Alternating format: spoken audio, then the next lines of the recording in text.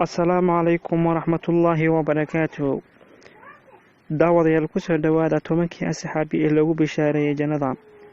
Waxaa idin soo jeedin doona hadduu Allah awood leh inuu anigoo ah Nuur Yagol Yare.